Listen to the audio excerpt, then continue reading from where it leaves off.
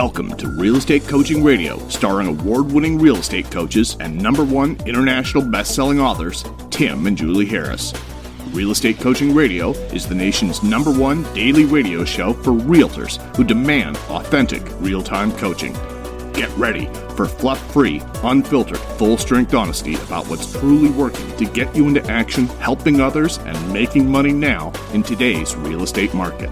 Now to our hosts, Tim and Julie Harris. 3, 2, 1, and we're back. It's been an interesting week, hasn't it? I really appreciate, as I always like to start out every podcast, by showing appreciation for all of you. And I really appreciate all of you in that you guys are continuing to keep this as the #1 listened to daily podcast for real estate agents in at least the United States. It's pretty exciting to see the fact that the podcast is expanding and picking up so many new listeners. It's because you guys are sharing the podcast with other agents, and I really appreciate that. The other thing that's kind of interesting is I can look into the statistics, and I'm looking into the fact that there's quite a few of you that listen on a regular basis that aren't even in the real estate business, and that's kind of exciting too. And of course, 56 different countries. We have listeners in 56 different countries now, so that's exciting as well. And I'm not sure it's just because maybe the content's good, what we're presenting, or I think really what the heart of the reason that most of you guys listen is because you're really looking for, I think, a lot of clarity into what you should be doing in your business and occasionally your personal life, as we, talk about that on occasion as well, but primarily you're in your business, because it is very confusing nowadays to know what to focus on, to know who to listen to know what to really do. There's so much conflicting information out there, and I think a lot of you guys have found us usually after you've essentially swam in the shark-infested waters of all these people that are trying to sell you stuff, And we talk about that a lot on the podcast, and I'm not going to drill down on that now. You guys can, longtime listeners, you can hear me resisting climbing up on my soapbox. But for those of you who are new to the podcast, I'll suggest you just go back and listen to the old podcast, and you'll get the gist of it. But really, at the end of the day, whether you're in the real estate business or frankly any business, the highest and truest purpose of any business owner, and the reason a business owner will or won't succeed at the end of the day, is because they either have or have not embraced the concept that their purpose on this planet and the purpose of their business is to be of service to other people. Now, I know that seems maybe a little overly simplistic, but it's the truth. And if you don't, let's just drill down to real estate, folks. If you don't have the quality of life you have, the business you want, the success you want, if you don't have the financial security you want, if you don't have basically, the life that you want, it's because you're still not yet embracing, and maybe it's because no one's told you. So, in your defense, I'm telling you now, so you'll have heard this, and so you won't have that excuse of not knowing anymore.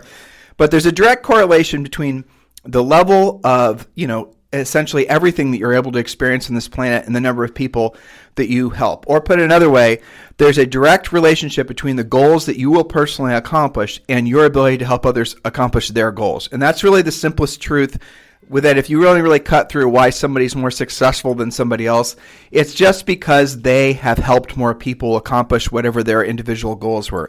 And the nice thing about real estate is it's very clear what the goal is, right? The goal is to buy a house. The goal is to sell a house. The goal is to make the process as smooth and pain-free as possible. And the more you do that, the more of everything you're going to have. And by everything, I do mean the materialistic stuff. We're not unabashed about it being okay that you're a spiritual entity and a physical incarnation, and as such, you do need stuff, so don't be ashamed of wanting stuff. That's perfectly fine. And you might as well want the nicest stuff that you'll allow yourself to afford. I chose those words wisely, allowing yourself to afford. That means that if you're in the mood, or if you're in the mode of thinking about like changing, maybe it's a new year, and one of the things we talk about in our book is one of the great things to do when there's a flip of the year is to consider upgrading everything. By upgrading everything, I mean that literally. Your house, your clothes, your real estate brokerage. And by the way, if you want to talk to Julie and I about joining eXp Realty, we'd love to be your sponsors at eXp Realty. If you want to talk about this, just text me directly at 512-758-0206. Just text me directly at 512-758-0206. But this is the perfect time of year to be upgrading everything. And in upgrading everything, one of the best things you can possibly do for yourself is not wait until next year. Because right now we have this nice little, these holidays, right?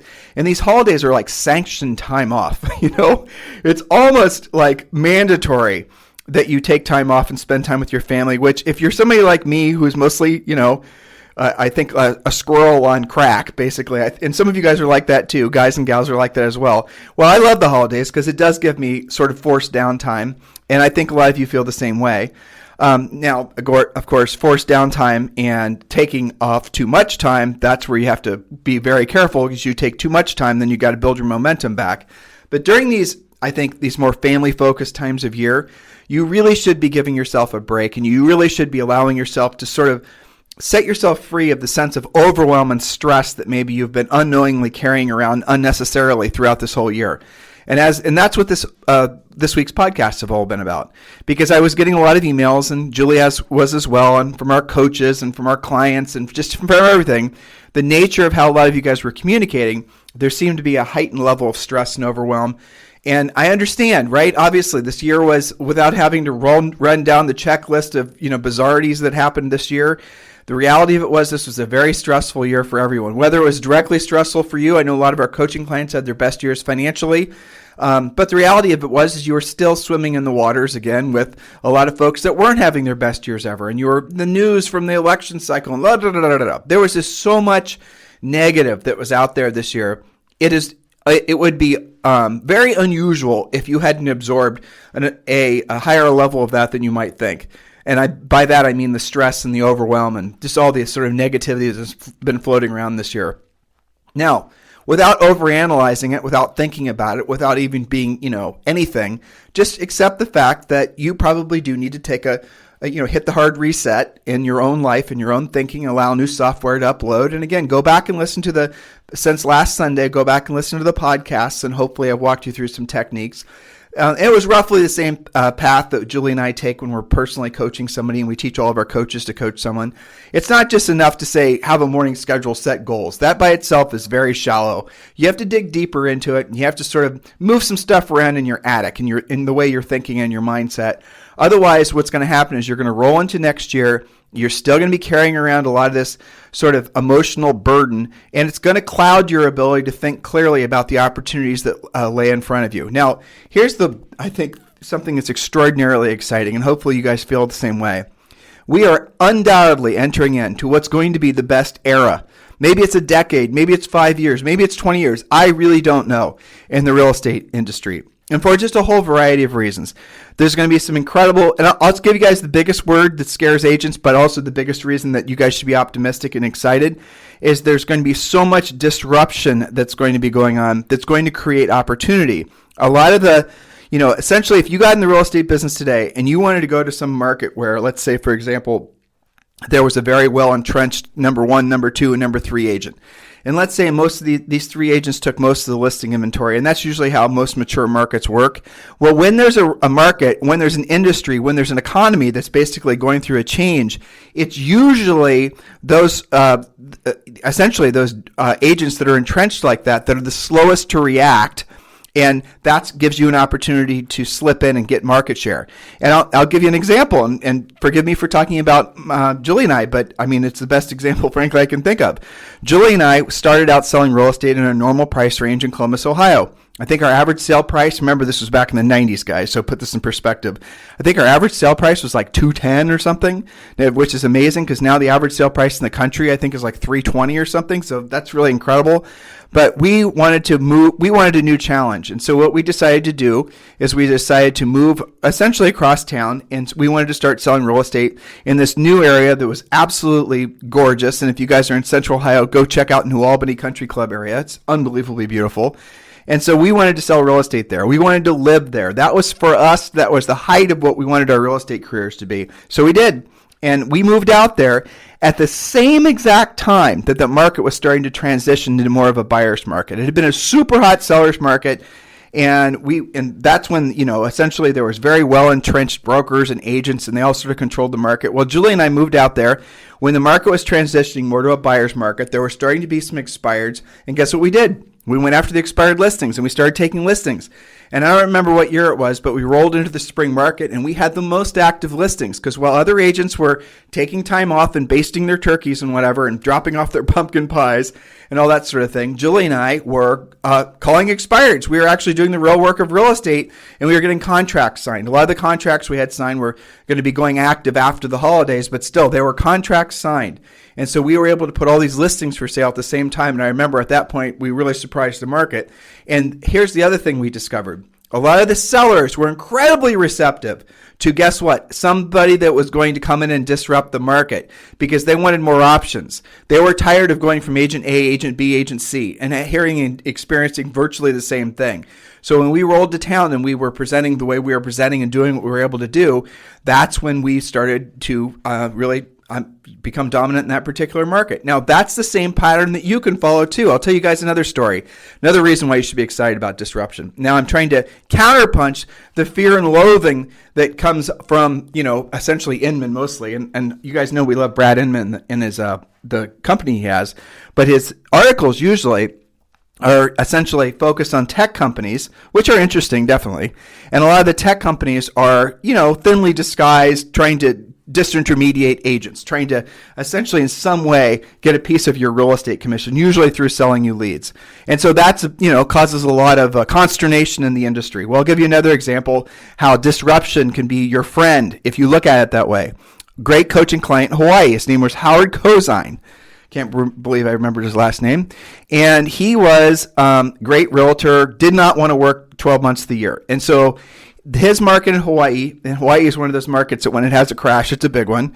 And so he was wanting to pick up market share in this particular market during the crash. And again, it was a situation where there were well-entrenched agents and he couldn't get any, it was really tough to get any listings in there because, he wasn't one of the top 3 most dominant agents based on, for sale signs and actual transactional volume. Well, the market shifted. Same situation we had in New Albany. Market shifted. He was able to go in there and go after the expireds. He was able to actually start picking up listings that these other agents weren't. And he started taking listings. And then shortly thereafter, he said within like 12 months, he became the most dominant listing agent in that particular market. Robert Johnson, Greenwich, Connecticut, somebody who also was a longtime coaching client. He is now, I believe, the number one. Well, I know he's the number one agent in Greenwich, Connecticut with his real estate or with his particular broker. But I also believe he's the number one agent in New York City as well with the same brokerage, just based on his transactional volume and his dollar volume in Greenwich. Last year, I think he did 140 or 60 million. I don't remember. I should know that since I personally coach him, right?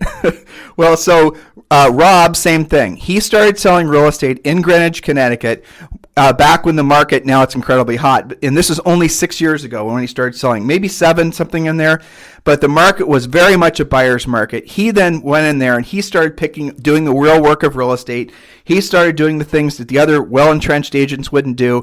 And guess what now has happened? Well, I already told you, he's now the number one agent in Greenwich, Connecticut. So the point of what I'm trying to tell you is even if your market starts to transition, don't be fearful. Don't believe what the masses tell you about, you can only make money when the market's going one direction. When you hear about the tide shifting, be excited because most other people won't know what to do and you will. And it always comes down to the thing I started out with today.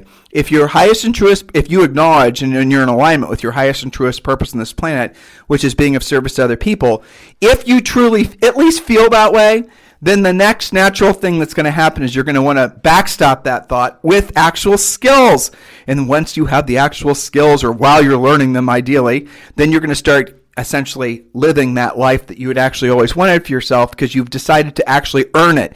You've decided to actually do what you didn't want to do when you didn't want to do it at the highest level, opposed to trying to shortcut it, hack it, and all the other things that are very trendy right now in real estate. Social network to it. You're trying to act like in a TikTok video that you're successful when you're not. All this Mickey Mouse that has perpetuated the industry for really going on 12 or 13 years, you're going to see, as Julie and I have been saying, as we said in our book, as we said on our podcast, as we've been saying forever, those things are just trends, and those trends are rounding the bend, and those things are going to come to an end. And who are the agents that are going to have the dominant market share? The ones that have the skill set. And that's the way it's always been, by the way. In every market transition, there's always been a bunch of, back in the 90s, into the 2000s, it was branding, it was geo-farming, and then all of a sudden, internet lead generation started kicking in. That was in the late 90s, early 2000s.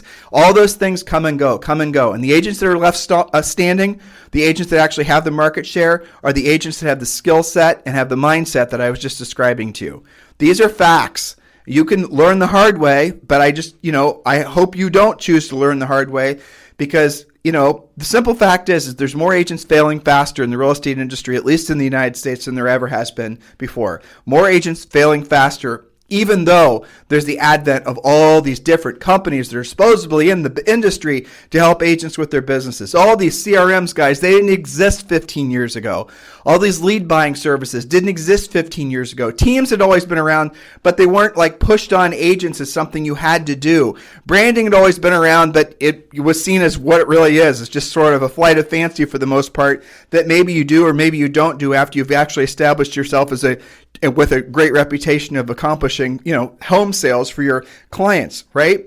So all this stuff is sort of topsy-turvy right now. Everything's sort of backwards, but it's all going to straighten itself out starting next year. So if you want to have your head straight, if you want to have your money right, you're going to have to be willing to do what others aren't willing to do when they're not willing to do it. That's the secret. It's not that hard. And if you think about it, it's kind of peaceful because you know exactly what you need to do. You're going to have exact directions on where you're supposed to go.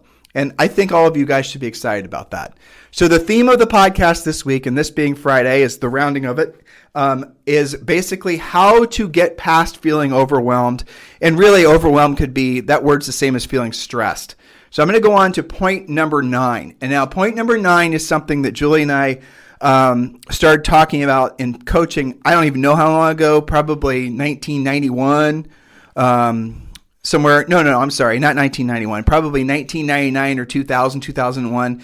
We had this concept of a brain dump. And a brain dump is simply where you write on it. So point number 9 is do a daily brain dump. And this definitely does help. So you write down everything that's in your mind, and that way you're trying your best to clear everything out of your mind. That way, at the end of the day, you can absolutely positively round the bend without actually having to feel the unnecessary stress of having all those thoughts pop in your mind about what you're supposed to be doing when you're supposed to be doing it. I talked about a brain dump as a prior point, but this is again a reminder of how powerful that is, because what happens is when you take the actual time to write down every single thing that's in your brain, and I remember the first time I did this, and I'll tell you guys who actually challenged me to do this. He didn't call it a brain dump. He called it something else. Was a great agent, a wonderful man in Arizona named Russell Shaw. And Russell challenged me to do this back when we originally met him back in the 90s. It was just kind of a fun exercise. And I remember I started out doing it. Maybe I wrote down 5 or 6 things. And then one thing led to another. And I ended up probably going through half of a legal pad, just writing down all the things that were in my head. And when I started repeating things or thinking I was repeating things, then I knew I was done with the project, done with the assignment.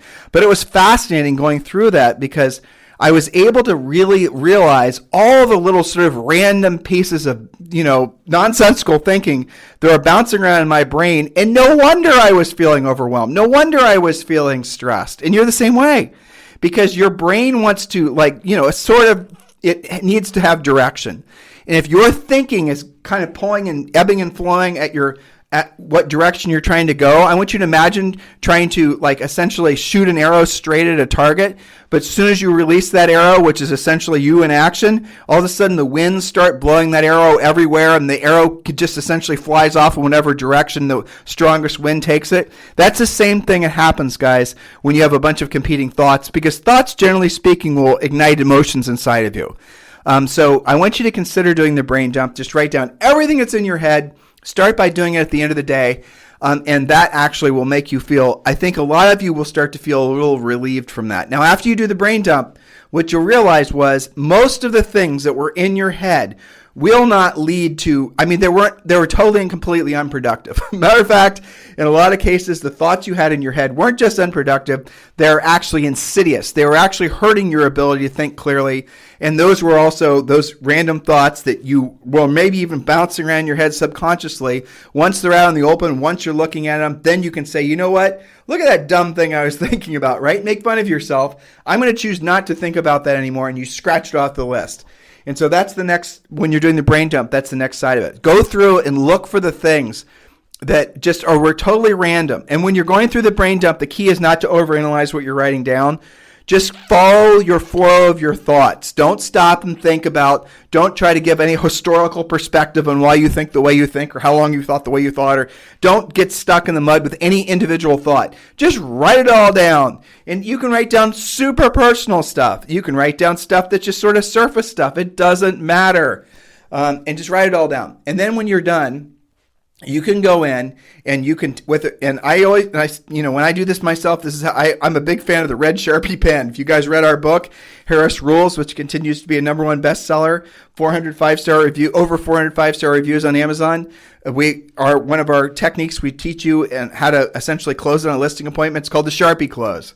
Without going into talking about the Sharpie close, get the book. I'm a big fan of red Sharpie pens. And so after I make my list, what I'll do is I'll go through the list, and some of the things that are just stupid, I'll just scratch them off. Anything that's left, I'll give it a 1, 2, or 3 priority. 1 is something I should actually worry about. 2 is something I delegate to be done sometime relatively soon. And 3 is something that maybe I just put on the to-do list that maybe gets done eventually or maybe doesn't get done.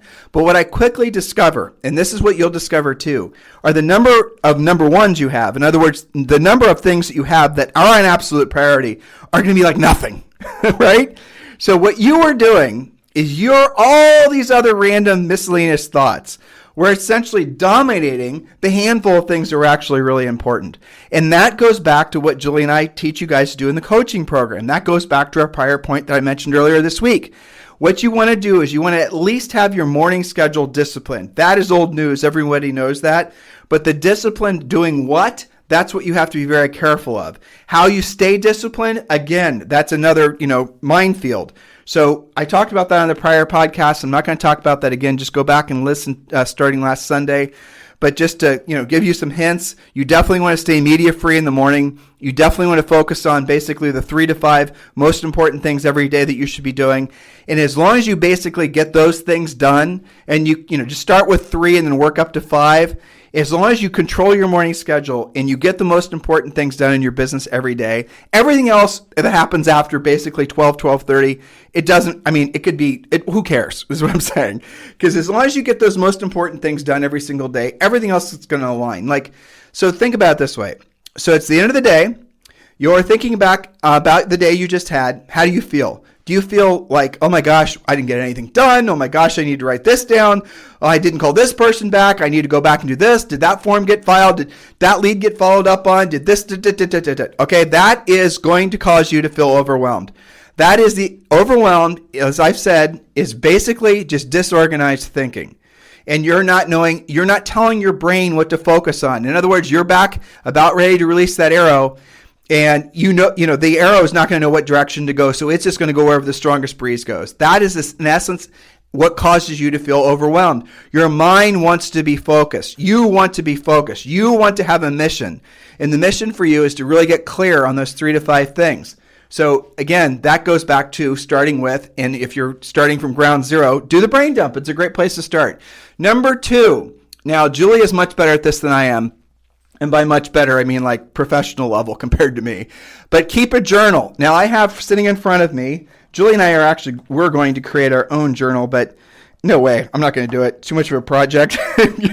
Frankly, the journal that I have right now in my hand is called the self-journal. And this is the journal that Julie really likes too. It's not overly analytical. It's pretty clear, but I really like it because I watched a video on it. Again, it's called Best Self-Journal. I watched a video on how it works, and it is so perfectly in alignment with, for example, our real estate treasure map. It's eerie. And the real estate treasure map is your fill-in-the-blank business plan. So what would make sense is that basically you get your real estate treasure map done, and then you naturally transition to keeping track of your, essentially your achievements on a daily, daily schedule through your what is it called again? Your best self journal. So there you go. That's definitely something you should do. And a couple hints for you too is stop comparing yourself to others while you're on your journey. Compare yourself to the person you were yesterday. And that's a really great concept for the sake of the journal, right? So if you're another leading cause of stress and overwhelm is when you start comparing yourself to other people. And here's the truth, and you guys know this, social networking is essentially basically narcissism rewarded. That's all really it is. And so if you go on to pick your social network and then you're believing what you're seeing as being real, and you guys have to know by now that virtually all of that stuff is fake. What people talk about is their ideal version of themselves. It's almost sort of like a video game, some sort of Netflix special where you go into this social networking world and you sort of all of a sudden can digitally make yourself prettier or taller or thinner or richer whatever it is, right? You always put motivational posts up every day because that's how you maybe want to be. That's the aspirational version of you. But if you're going there and as yourself and you're not actually, feeling necessarily all that great, and you're then starting to compare yourself to other people, then you're just going to basically beat yourself down even more. You're just going to say, oh my gosh, there's something defective in me. So media-free morning, media-free life includes social networking. Just purge yourself of it for 60 or 90 days. Start with doing it for a week. You will feel so much better. Stop listening to the news. Stop listening to cable news. How garbagey has all that become? Just absolutely free your mind of any external influence, because all of those things are trying to do, especially news, it's trying to basically invoke a sense of fear. Because when you have a sense of fear, then you don't think clearly. It's going to trigger your lizard brain, basically, your root thinking. And then once you're in that root thinking mode, you're easily manipulatable and you're easily controlled. So that is, in essence, what's happened with the news. And again, listen to a prior podcast from this past week, because I really talked about the importance of going media-free and gave you guys some actually fairly good scientific examples as well, if I might say so myself. Point number 11, I just talked about it. Media-free life, also consider a people purge. Now, I'm going to tell you guys a true story about the whole people purge thing. And this is what every single one of you who are on your journey, and by your journey, I mean, all of us are on a journey, right? But some of you, and this is a fascinating thought for you, and Julie and I have experienced this before, and we've experienced it through coaching clients.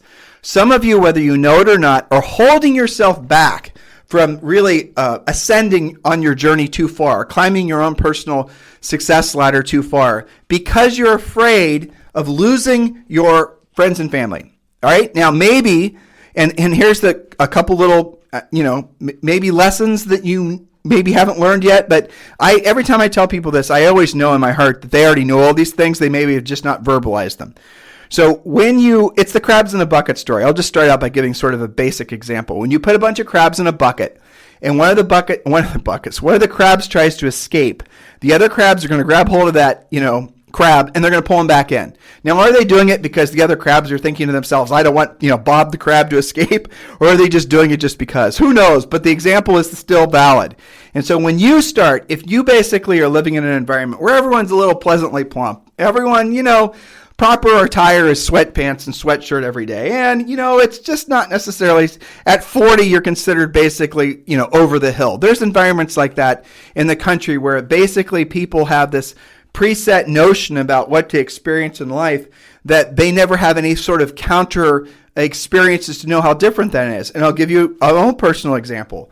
When Julie and I started to get out of Columbus, Ohio, and I'm not bagging on Columbus, I'm just telling a story.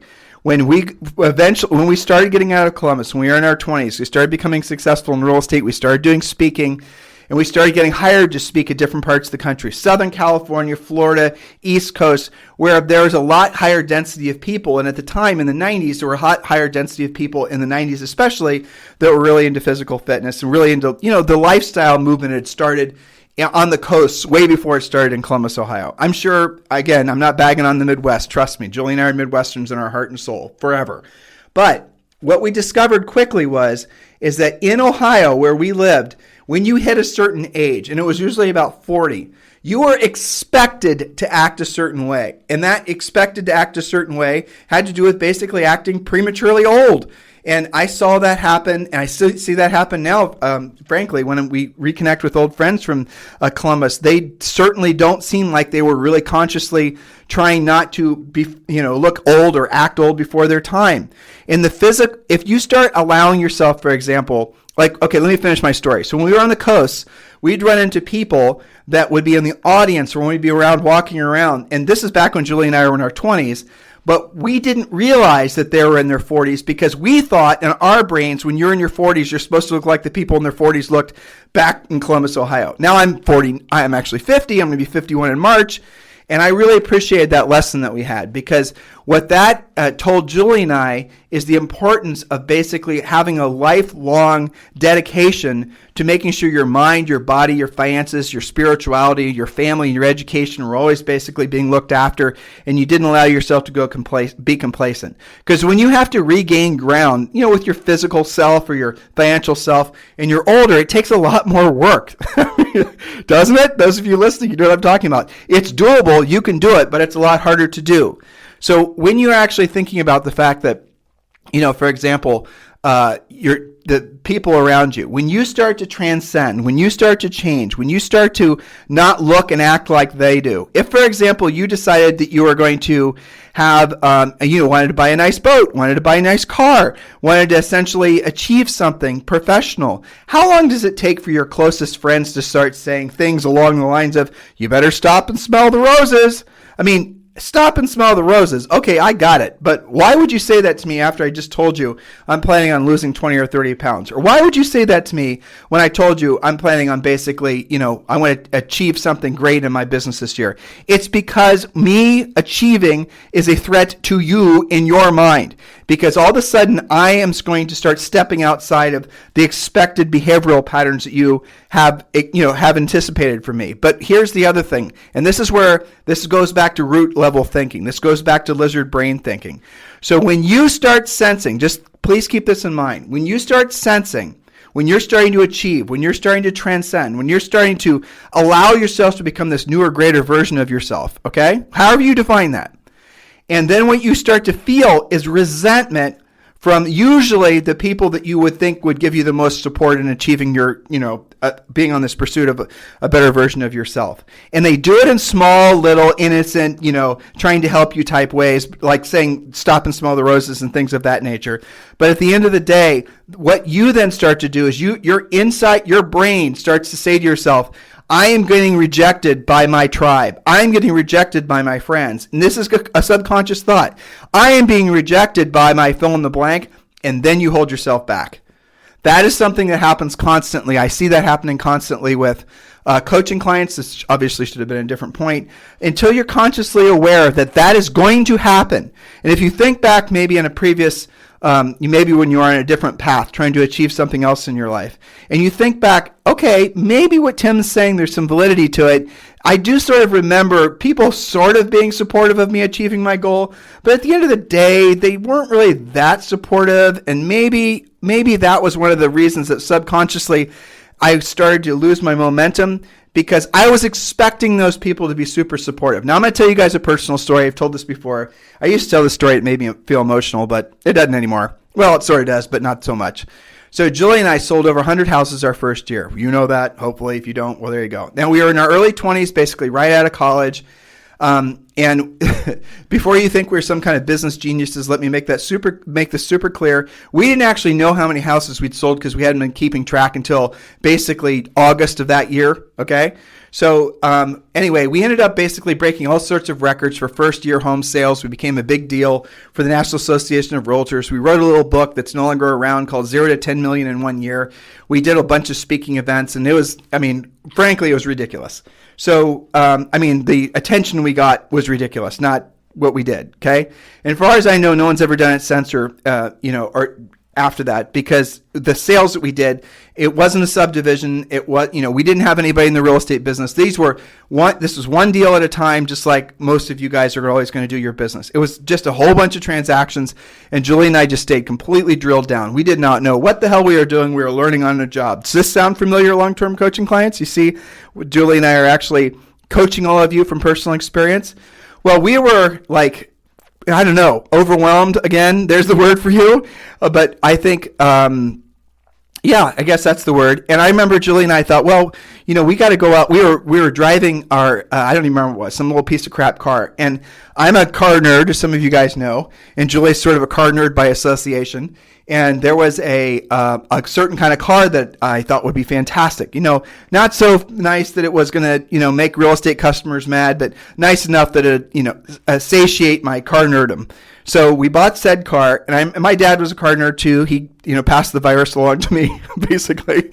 So I remember going to my parents' house, and I remember pulling into the driveway with this car. And I remember like knocking on the door and then walking back out to the car with Julie so we could sort of present it so my parents would be proud of us. And I remember my mom opened the door and she didn't know what it was. I mean, she was just being a good mom. And I remember my dad walks out. He doesn't even walk out onto the porch. He basically opens the door. He looks at the car. He knows what it is. Closes the door. And then that's the last I heard of him for a year. I mean, almost exactly 12 months. And then even after that, the relationship was a little bit sketch. So why did he act that way? And I didn't stop to say, well, I guess that was weird behavior. I'm not going to succeed. I'm not going to continue to succeed. The following year, we sold more houses and made more money. So I didn't let it slow me down. But why did he act that way? Why do you think, listeners? Why do you think? Have you had situations similar to that? I still don't really know. I can only guess. He was jealous, probably, because the reality of it was when I was growing up as a kid, we were always poor. We never had any money. You know, that's what poor is, right? I didn't need to say that twice. And there were many Christmases without Christmas presents. There was many, situations where obviously more money would have made things better. And that goes back to some of my core root software of knowing, for example, that there is no nobility in being poor and that it is better to be rich than it is to be poor. And yes, you still have problems when you're rich, but they're a hell of a lot better problems than the problems you have when you're poor. So he was essentially, I think, at that time, not willing or not ready to see his son perhaps earn more money than him. I think that was the obvious answer. What else is there to come up with? But really, as I've gotten older, I also have realized what it was he saw me a certain way, and he put me in a certain framework in his mind.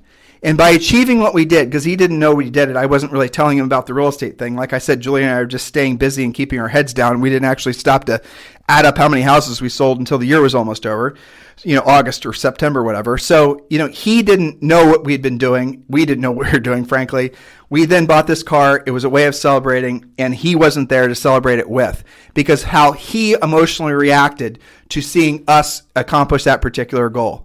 Now, that's kind of the fascinating, I think maybe it's emotional for some of you guys understand the context of that. But in many ways, you're going to experience or have experienced things that are very similar. Now, here's what you do in situations like that. You do nothing, okay? Because it's not you. It's definitely not you. It's them. What you do is you stay the course. What you do is you understand that eventually those people are going to come back in your life, and you're going to end up being a beacon for them. You're going to end up being somewhat of a role model for them. And that's what happened in a way with my dad's relationship. But I saw that happen. Same thing happen with other people in our lives as well.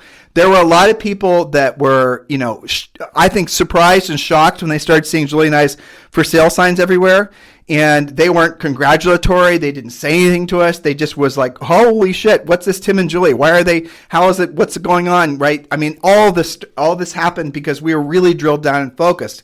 And all of you can be too. I mean, if you want to succeed in the real estate business, you don't have to be smarter. You don't have to be taller. You don't have to be thinner. You don't have to be younger. You don't have to be anything. You just have to basically outwork the next guy. And that's what we learned. And that's the essence of our philosophy in our coaching business as well. And a lot of people aren't willing to basically work hard, let alone outwork the next guy. And we were, and we still are, and we always will be, because we saw what comes from that sort of, effort. But over time, here's where the fascinating thing is.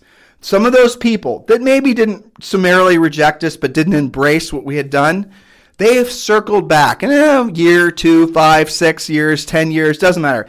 They circled back, and then they started asking us how they could get into real estate. They started asking us for advice on what they could do. So without knowing it, what we had done is over time, we had become beacons for them. And even though that wasn't our original intent, that wasn't our original goal, but that's what happened. So the same people that maybe didn't celebrate our success with us, that we figured would have been proud of us, that really weren't at the time, eventually they came to be proud of us, but more importantly, eventually they came to want to emulate what we'd done, because they maybe in their mind said, well, the goofballs Tim and Julie can do it, I can definitely do it too. Maybe it wasn't selling real estate, maybe it was something else. And so that was an incredibly important lesson to me, because had Julie and I realized all this obviously years later, that's the benefit of hindsight, right?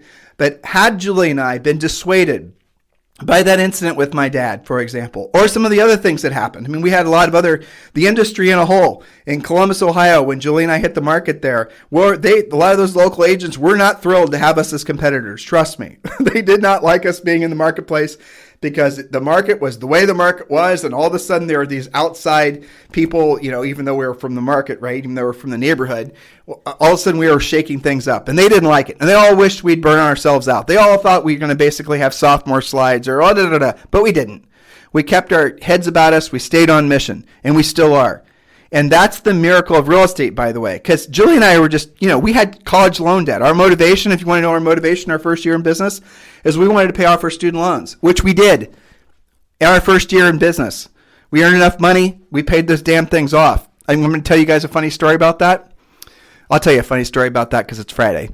So student loan books back then they're payment vouchers, right? So you got these stupid books. If you guys are our age, you'll know. We got these stupid repayment books, and every single page was like heavily laminated. And I don't even know what it was laminated with, but some of you don't even know what lamination is. It's like when you take a piece of paper and you put a plastic coating on it. So Julie and I there was probably like 6 payment books, and we'd saved up enough money from our real estate transactions so we could pay off our student loans. And so we went in the backyard. We had already purchased our first house. We actually purchased our first house when we were 22 and 23.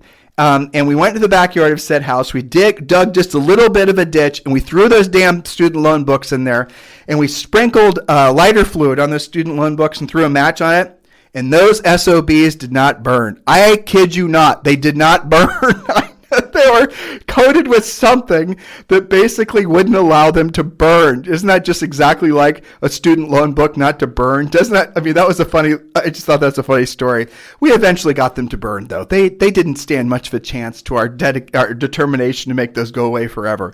But that was our motivation, our first year in the business. And after that, we created other motivations as well. But the biggest one is we got such a thrill out of helping people. And now we didn't verbalize it that way at the time, but it was so much fun helping, essentially real estate customers, sellers in particular, sell their house. It was great. It was such a feeling of accomplishment. Taking somebody who was sort of like a seller who goes through all their emotional roller coaster and then going through the whole process and then, being with them at the end of the process.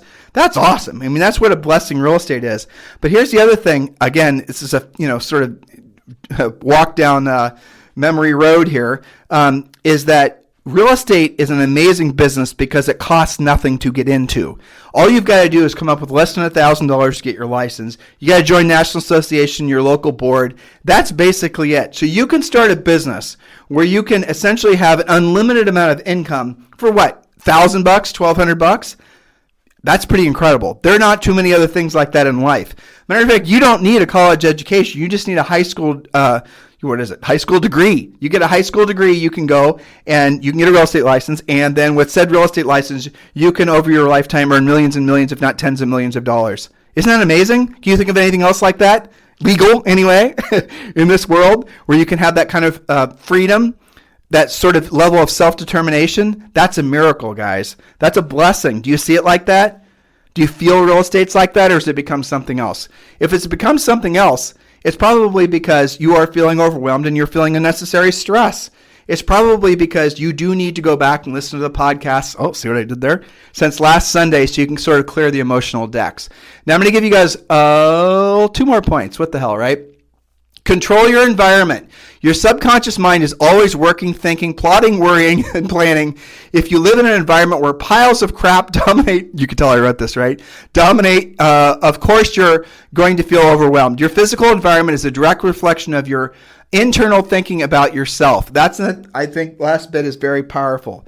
So if you're walking around in your environment right now, just look to see where you are. If you're in your car, if you're, in your house, does it look orderly? So your conscious mind has gotten used to the disorder. If I were to walk in your house right now and I were to, your office or your car, would I think it was clean? Would I think, or anybody, I'm not saying me in particular, I'm not the bearer of cleanliness. But if I were to walk into your environment, would I say, holy crap, how old is that? Or why do you have that award from 1976 still on your wall? Or why do you have a poster from your insurance guy or wall calendar from your insurance guy from 2 years ago?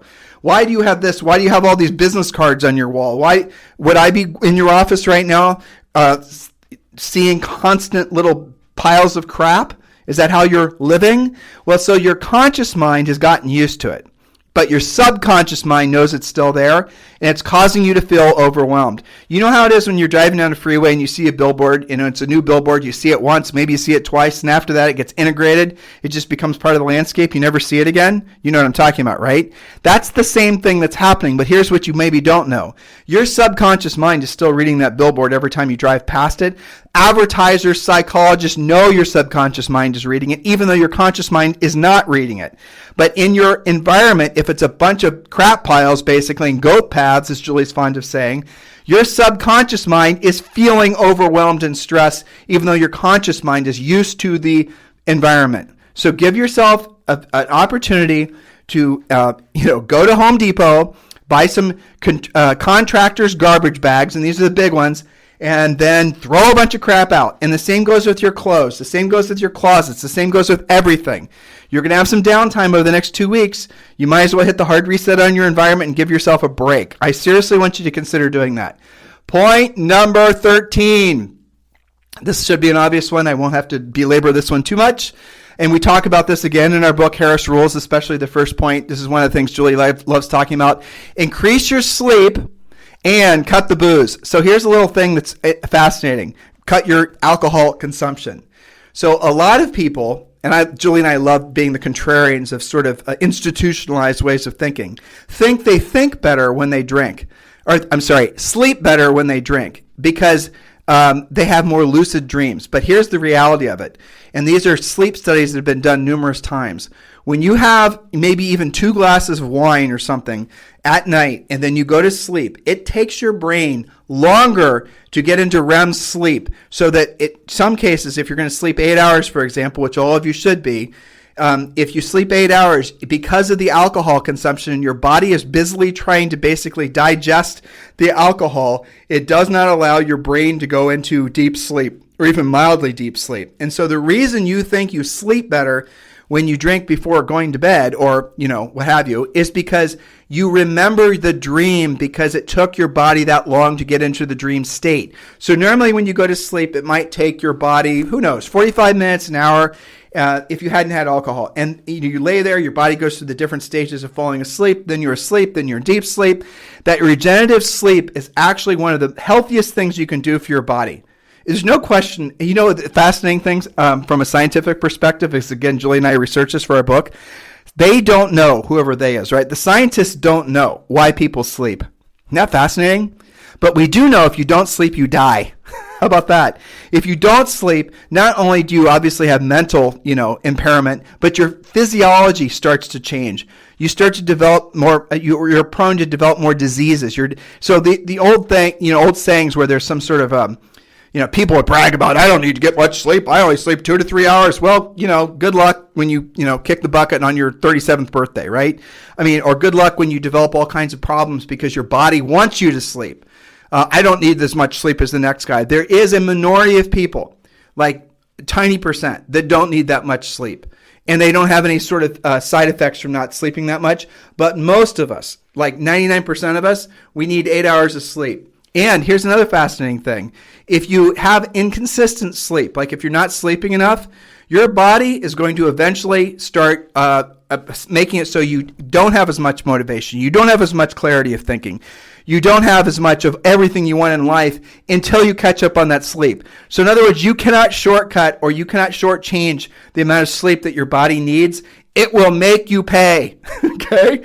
So, and alcohol makes it so that you don't get as much you might be laying in bed, you might be thinking you're sleeping, but the reality of it is you're not getting the type of sleep that you need to get. So I strongly encourage all of you to cut back on the booze.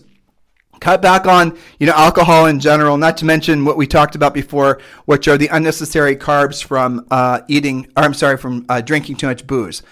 All right. So you know what? I'm going to hold point number 14 until probably Sunday. We're going to do this. And I think Julie and I are probably going to take the week off from the podcast next week because of Thanksgiving. So along those lines, I want to thank all of you guys sincerely for being part of our lives. This podcast has been a centering thing for Julie and I's day. We look forward to doing it. I know Julie hasn't been on the podcast this week because she's been doing her CE, which, by the way, she's taking her final test today, and she'll have her license CE completely caught up. Miracle of miracles. But this is a centering thing for us. This also allows Julie and I to try out new content that we're thinking about doing for future books and just different things. So I really appreciate, and I feel collaborative with all of you. I really do. And obviously my wife does as well.